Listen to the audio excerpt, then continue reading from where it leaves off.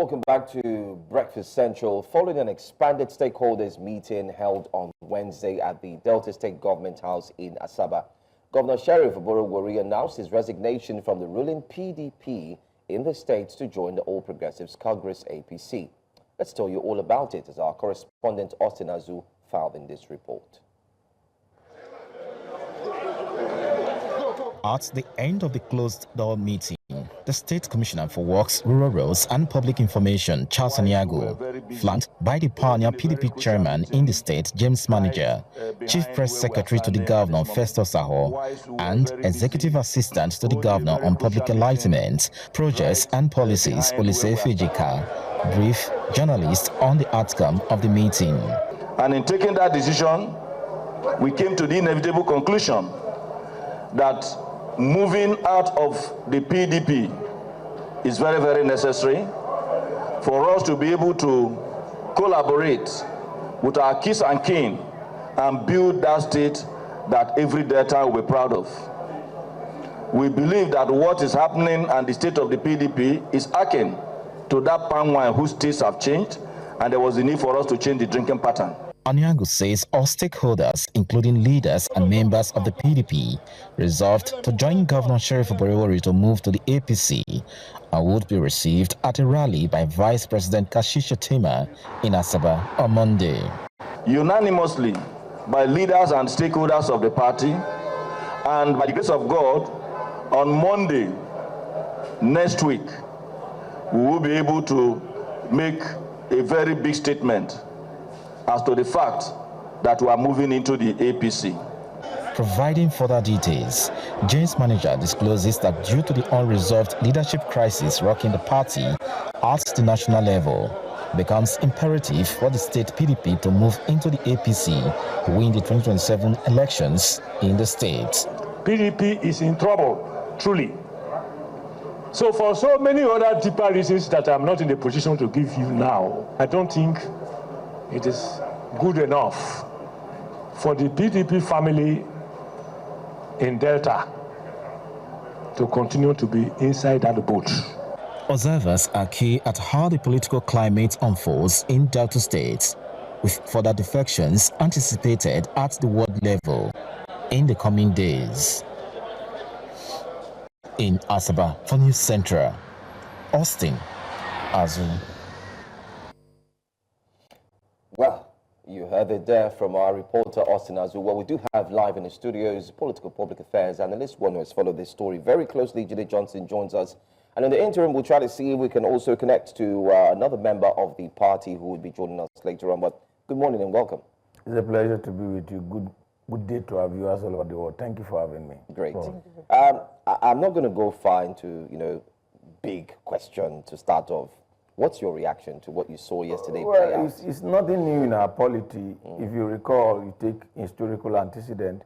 In 2003, towards the re-election of Obasanjo, the 6 ED governors had an alliance with Obasanjo's administration, in which that the governors worked for Obasanjo's re-election, which he contested against President Muhammad Buhari. In actual sense, that alliance saved Obasanjo from losing his re-election bid, because states that were controlled by PDP in the north actually was won by the ANPP, Kano, which led to the loss of, what's the name of this ANPP presidential candidate? I'll remember his name now.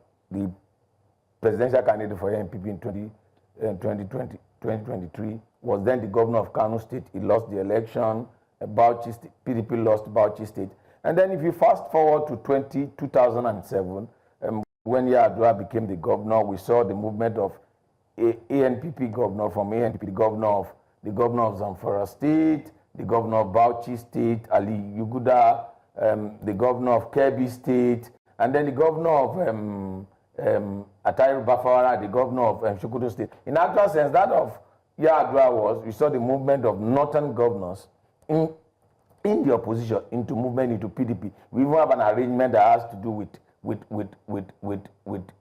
marriages, whereby 3 of Yar'Adua's daughters were married to some of these opposition governors. Then he moved to 2011 when Jonathan was the president. We saw Ikedi Oakim of PP, Theodore Oji of PP, moving into PDP. So you fast forward to 2015, you see PDP governors, particularly majority of them from the north, leaving with Tiamishi, moving from PDP to form APC. And then in 2019, we saw Ben Ayade of Cross River State, the governor of Ebonyi State, David Umahi, all leaving, then Bello Matawalle, all leaving PDP. So this kind of movement, when election is coming, you see that the political class in Nigeria, because there's no political ideology, they begin to jump ship and go into a party that they think that, well, it is easier for them to win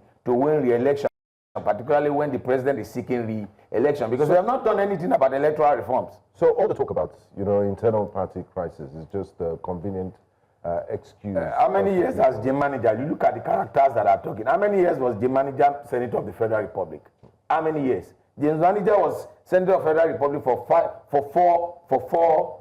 And after I left the senatorial seat, is now the PDP state chairman. See, all what these people think about is their political survival. It's not about let's talk about Okowa. I mean, just recently, he was the vice presidential candidate of the People's Democratic Party.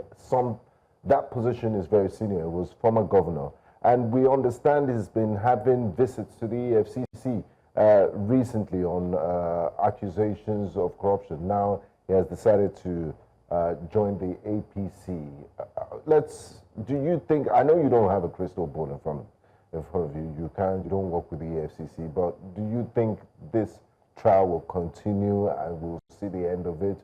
Or like the antecedents we've seen in the past, will his sins be forgiven by the, and swept away by the APC program? You recall when Madam Sushiomale was the national chairman of APC, he said, once you come to APC, all your sins are forgiven. It's credited with that. And then you recall that Godswill Akpabio was the Senate minority leader. In actual sense, the Senate rule was bent for him to become the Senate minority leader because he was a first-timer senator. And then Godswill Akpabio was visiting the EFCC, and then he dropped the Senate minority leader to become an ordinary floor member by jumping ship from PDP to APC. And then what have we had concerning that issue? What have you had concerning the issue of Yaya Bello? So the bottom line is that, and that's why a lot of people have said that what EFCC is doing is to engage in political trial and not really pursuing economic and financial crimes committed by political actors and gladiators. And so once you change your identity from, like, that's why the political class so Nigeria, like EFCC is not independent? It's under the presidency. Can an institution superintended by the presidency be independent? The institution, it's who appoints the FCC. I mean, when Ribadu was the FCC chairman, he did. Well, you are taking me to a slippery slope. You recall what Ribadu said concerning the present president that is serving as a national security advisor. These are on record. It's not Jide Johnson's statement. It's not your statement. These are public domain statements. What he said concerning the president is serving while he was national security advisor is in public domain. So don't even glorify Ribadu. Don't glorify anybody when it comes to politics, because in politics all that matters is enlightened self-interest. All right. Yeah. I mean, I want to go back to the Ifeanyi Okowa question, seeing that Ifeanyi Okowa is moving to the APC. Now, you recall that Ifeanyi Okowa, even becoming the vice presidential candidate for the People's Democratic Party, many argue that this issue with Nyesom Wike now, that was part of it, because Wike had hoped to have worked with him. So Atiku ignored Obi, ignored Wike, went with Okowa, and now this has happened. Some are saying that it might in some way be linked to or reflecting poorly on Atiku's leadership or Atiku's grasp of the PDP. Do you share such sentiments? Even Atiku himself, as a vice presidential as a sitting vice president, left PDP to be the AC, presidential candidate in 2000. In 2007, he was the sitting president. You also recall that there is always every attempt by a first-time president to decimate the opposition party. It started in 1999. You recall that Obasanjo made the two national chairmen of the Alliance for Democracy and the All People's Party, Dr. Mahmoud Waziri, to be members of his sitting cabinet. And then one of the frontliner of the contender, Chief Bola Ige of blessed memory, became the Minister of Power and Mines under Obasanjo, and later the Minister of the Attorney General of the Federation. So all of these things that we talk about, this present, you'll be shocked. It's basically a script. You see, when they do, you don't even actually know which party they belong to until 2027 and the primary season starts. When the primary season starts, you know, the APC ship is becoming bigger and bigger and bigger. But it gets to a point that it can't accommodate all political interests. And then when it gets to that level, you see they begin to move. But there's always a trend. But why does this time feel different? A lot of people have been talking about state capture, one-party state. Why didn't we see this sort of conversations in the past? No, it's not. Like you said, and rightly so, the facts speak for themselves. It's not the first time governors are defected. It's happened in the past. No, there's always a divide, and this is the dangerous slope of Nigerian politics. There's always a dangerous divide. You recall when Yar'Adua was there, the movement of governors from the opposition to the mainstream party was from the north.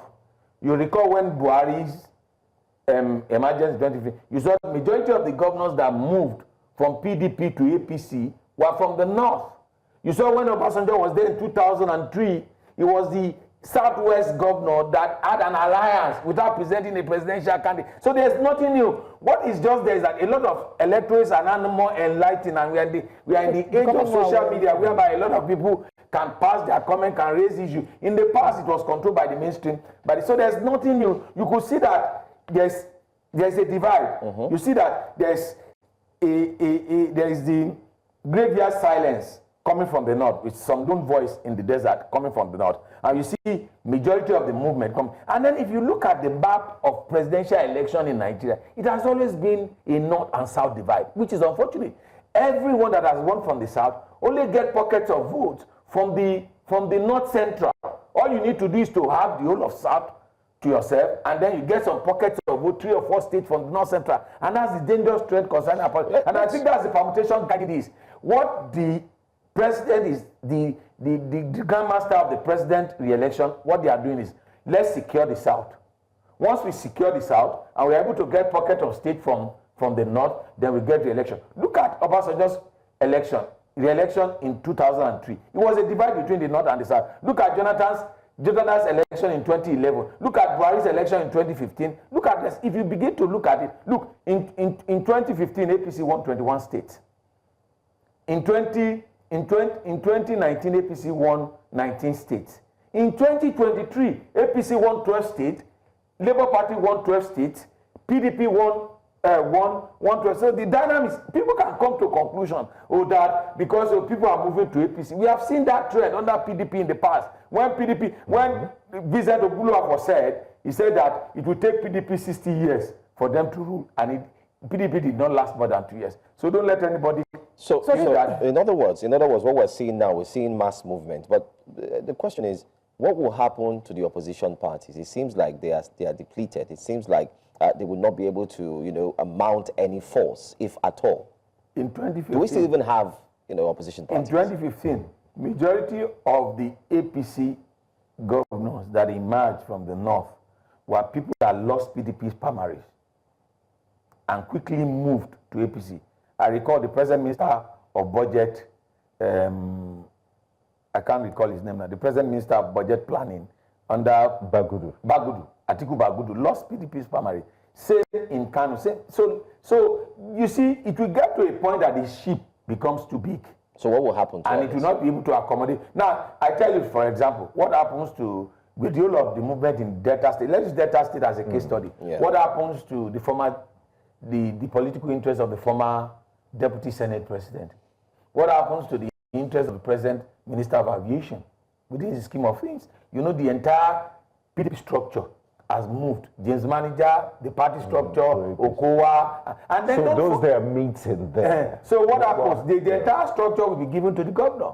So what happens to the interest of Keyamo? What happens to the interest of the former Deputy Senate Oborevwori. What happens to them? All those that happen. So what will happen is that what we have seen in the past is when people moved from the main party to from the opposition party to the main party. Those that are in opposition will move in reverse direction. But if they have told you and I that Okowa will join APC before Wiki, everybody will cry. That's why don't take your reputation for any politician. Don't ever. I'm glad you mentioned Delta State.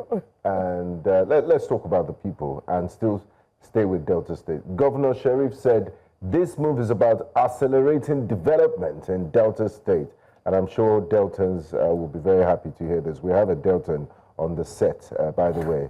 In your view, how realistic is it that changing party affiliations will automatically translate to better governance? You see, in Nigeria, we don't have political leaders, we have dealers. People are structuring deals. This is about re-election. What makes it easier for me to win the election? You know, 2023 elections and the off-cycle elections 2023 has taken us back to the default mode that we have before the reforms of 2011 by Tariq Jega concerning electoral processes, bringing PVC, bringing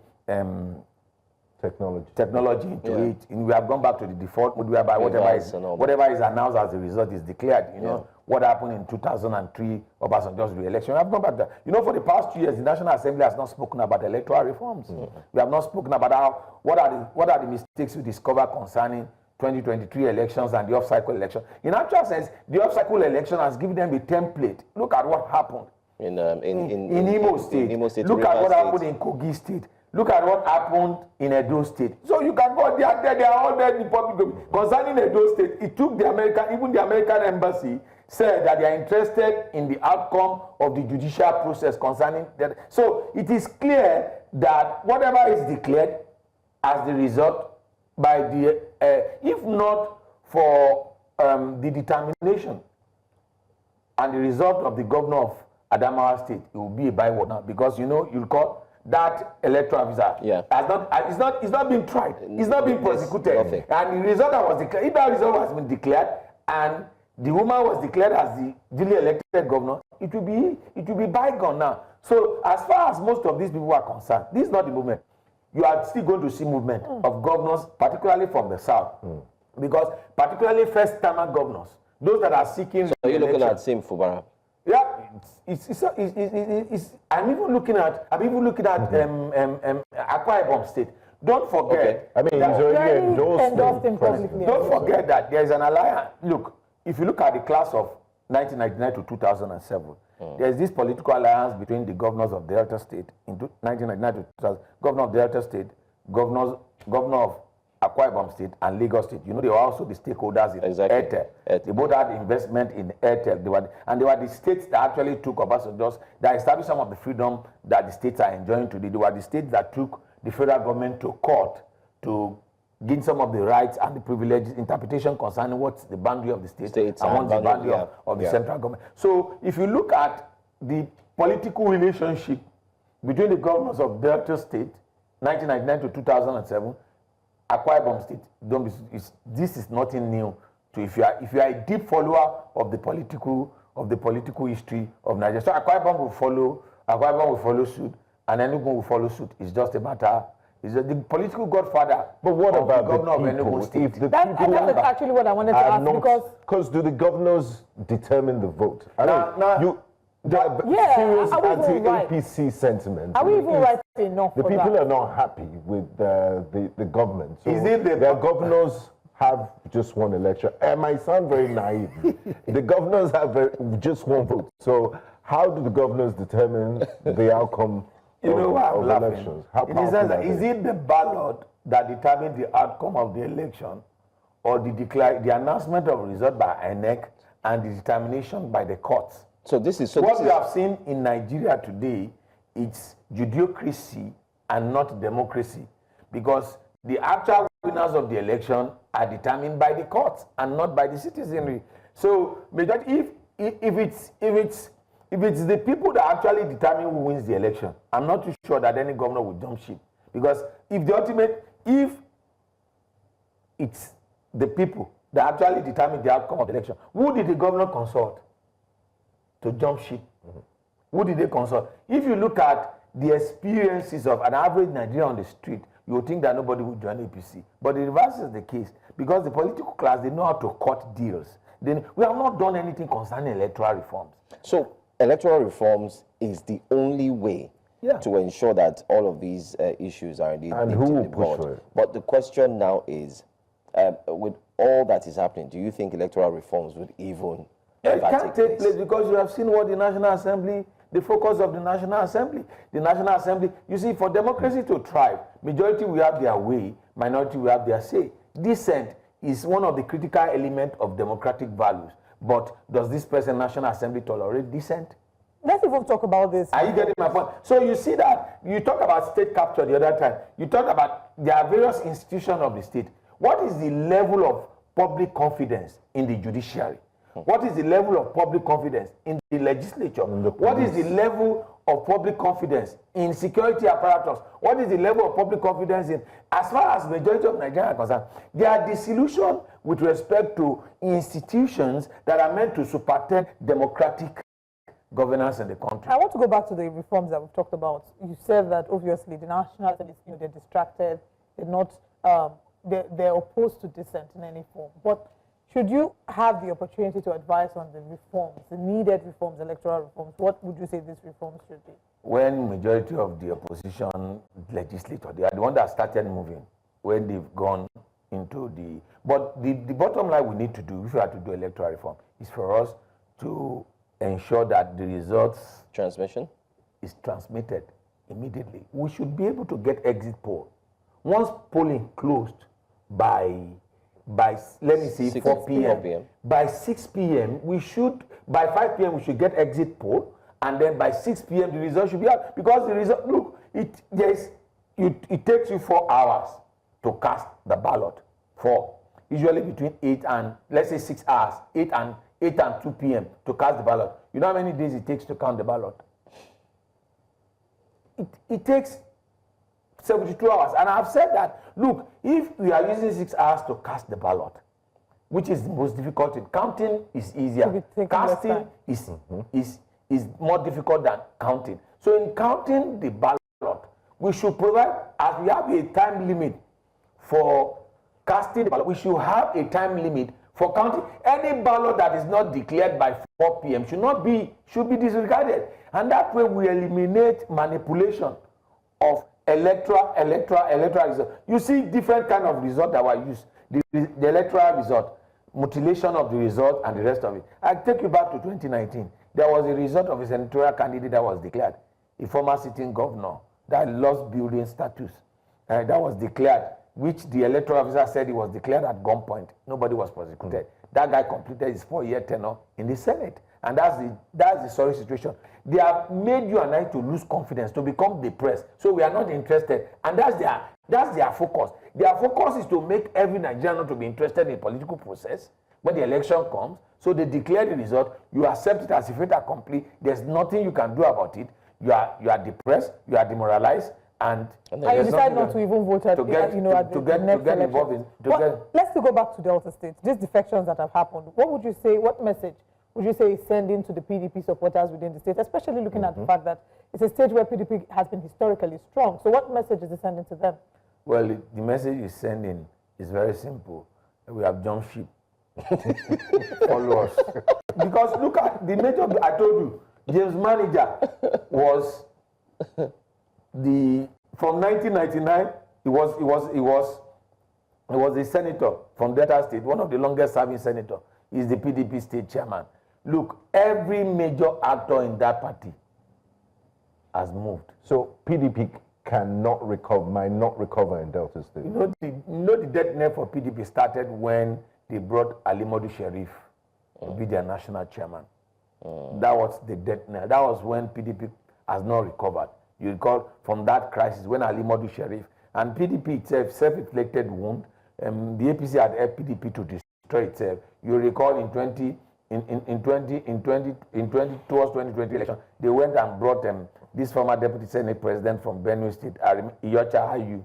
Iyorchia Ayu left APC And then even in the campaign train, he was shouting APC. He was shouting APC, PDP chairman, and PDP. They were campaigning. I was at APC, so you could understand that PDP has engaged in self-inflicted wound. It was an internal building, and they've not been able to recover from that. What has happened to the party post 2023 election? They've not been able to put their house in order. Who is the national chairman? Who is the national secretary? And I want us to now talk about opposition again. Wow, PDP is dead. Is dead.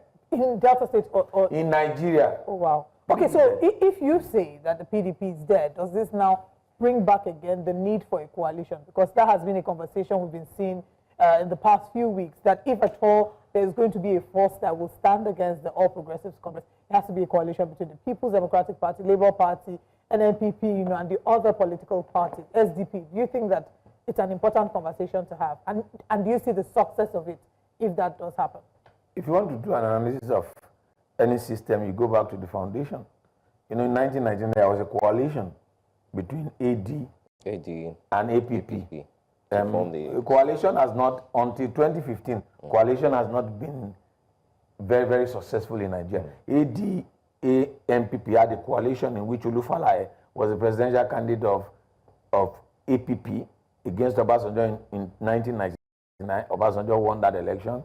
We've had different coalitions, but the coalition that worked was that of 2015, when CPC, ACN, PDP, and then they formed that coalition. And then from then, we have not been able to see any successful coalition. Hopefully, I can assure you that the 2027 election, if you dot the T's, you cross the T's, you dot the I, it's going to be a divide between the North and the South. The major political bloc of the coalition will present a presidential candidate from the North. But what happens should the North has come out to say that they need 6 months, if I'm right by my calculation and what I saw, before they would declare their support. They would mention who they are declaring their support to. There are chances that the North may cede, their confidence to another political party. The SDP is starting to look very strong, especially from the North. And there are also rumors that it's going to be between the SDP and the NNPP to form this coalition that is being talked about. What would happen should the North decide to say, okay, they are going in a different direction? Would there be permutations that would affect the elections, or would the president, in quotes, just need a little percentage, marginal percentage, just from the North, as long as he's gotten the, the other states and then he's well long to win? From the North, you can never count on Kwankwaso. Kwankwaso is a man on his own. It might not be even out of place for Kwankwaso to be part and parcel of the APC agreement. Why do you say so? Just watch Kwankwaso's political antecedent. It's not out of place for... he was in PDP before. He was in PDP, he went to APC, then came went back to PDP and the rest of it, then went to NNPP. So it's not out of place for the Kano State Governor and Kwankwaso for them to move to APC. It's not that don't they are independent. Don't ever rule that. Don't ever rule that out, and then that brings into question what happens to Ganduje and his own supporters too, because if Kwankwaso should come, the structure automatically will be given to. So, but the reality on ground is, like you pointed out, that if you are looking at any permutation in the North, that's why I said take Kwankwaso out of that equation. He will operate as an independent person because he has his own large followership and he thinks he has what he thinks he's gotten what he can use to negotiate for his own political survival. But it's very clear that it might not even be SDP, it might even be another platform. In 2011, they made life difficult for Buhari to contest in ANPP, and then they formed CPC. And CPC, by 2011, CPC was able to get, without any governor, was able to get 12 million votes. Now, Peter Obi did not have any governor in 2023. There's no governor, there's no sitting. He was able to win 12 states. So, like, coming back to the issue which you raised, where does the power lie? Does the power lie with the governors or with the people? It actually lies with the people. It actually lies with the people. It is the prevailing sentiment in 2027 that will actually determine the outcome. Now, not the movement of the still governors. talking about the people. I mean, from your analysis in this conversation so far, for the ordinary Nigerian that is watching, we'll just assume that, you know, we're just pawns because this chief executives are using us as negotiating tools, and it's all about their own political survival. Is it too early? I mean, we're discussing 2027, and it's not even the second-year anniversary of the Tinubu administration, which will happen next month. What space will now be left for governance? Well, you know, we've said it that there's no room for governance in Nigeria. Or is the media also guilty of perpetrating the this? media is only reporting, it's only reflecting what's happening in the political space. We are discussing this because the governor moved. Did we force the governor to move? The governor himself moved. And so we have to discuss, we have to give spotlight to issues that are happening in the public domain. Look, we have said it. One, in Nigeria, you will use your first year to pursue litigation. Your second year to do governance. And as you are coming to the end of your second year, you start your re-election bid. So your third year is for re-election, your fourth year is for prosecuting the election. And then you come to your second term, you use the fifth year for litigation, the sixth year for governance, and the seventh year to look for who is going to succeed you, your successor. So then the eighth year, the eighth year you use to prosecute election and install your successor that you want to install. So there's nothing. There's nothing governance. There's no governance. That's why a state like Delta State will say that you want to join the national party that controls the center. When in actual sense, for 16 years, Delta State was part and parcel of the government that controls the center. For 24 years plus, Delta State was controlled by one party. The structure was within. So what are they looking for? It's just that they are looking for political survival. It's to make it, once you are in the main party, your re-election is 50% guaranteed. All you just need is just a little effort to get past the post. It's a survival game. Yeah, it's a survival game. Well, we wish Delta State the best. Jide Johnson, thank you for joining us this morning. Thank you so much for so your many strong analysis. statements have been made. Jide Johnson said PDP is dead, not just in Delta State, but nationally. And PDP, we hope that you have a response. We're very happy to have you on the show to come and talk to us about the plans for the party going forward, seeing as everyone is jumping ship to the APC.